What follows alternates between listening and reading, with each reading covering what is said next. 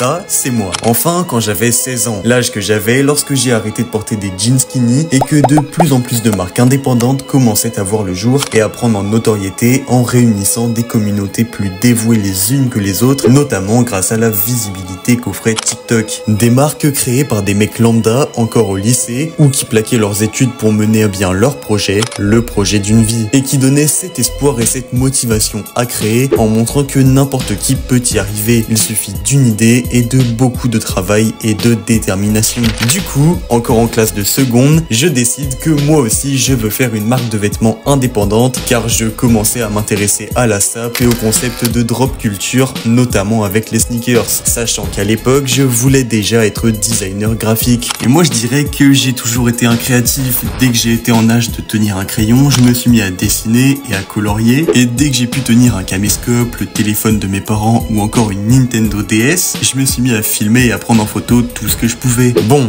maintenant que j'avais l'idée, il fallait la réaliser, la mettre en forme. Je trouve donc un nom anglophone, Olof. Je fais même un logo qui regroupe toutes les lettres et je le mets sur des mock-ups de t-shirts blancs. Voilà, juste un vieux logo sur un t-shirt blanc. Et je me disais, lourd. Avant de me rendre compte que non, mettre son logo sur un t-shirt, tout le monde peut le faire.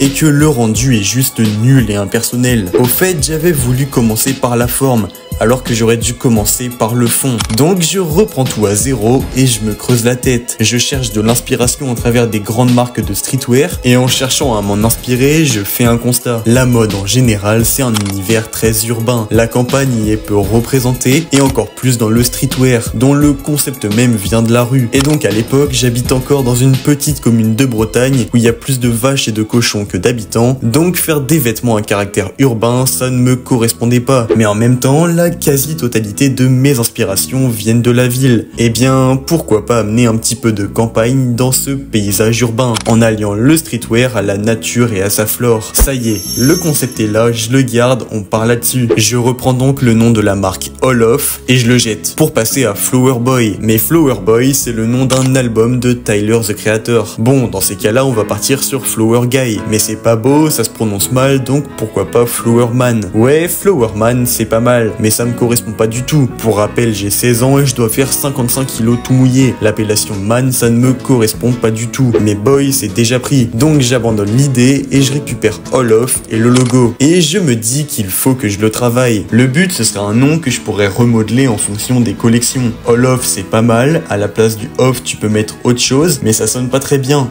Olof. Donc en regardant le logo, je remarque qu'on peut apparenter le A de All à un 4. Et là, normalement, tu dois voir où je veux en venir. 4 en anglais, c'est fort. Et si tu retires le U, ça donne fort, soit pour en français. Donc Olof devient For Olof, alias FAO. Ça y est, j'ai un nom que je peux modifier pour nommer mes collections, comme la première collection For All My Friends. D'ailleurs, les 2 premiers t-shirts sont disponibles sur le site. Et donc, maintenant que j'ai le nom, je continue à créer des visuels autour des t-shirts, tous plus moches les uns que les autres.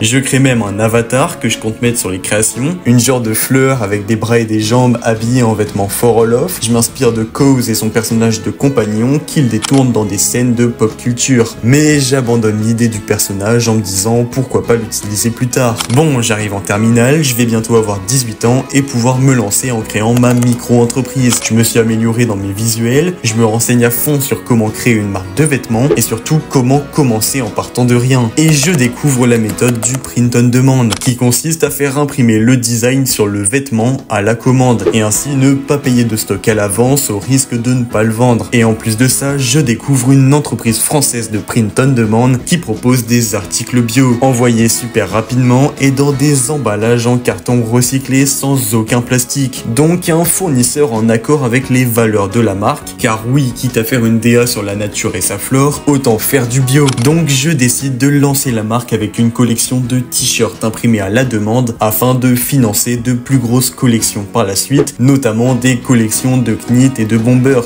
Ça y est, on est en janvier 2024, j'atteins l'âge symbolique des 18 ans et je m'empresse de créer ma micro-entreprise. Et le 1er mars, j'ouvre le site internet de For Olof sur lequel tu peux retrouver les 2 premiers t-shirts de la marque, le Sakura et la rose orange. Ça y est, j'ai créé ma marque de vêtements.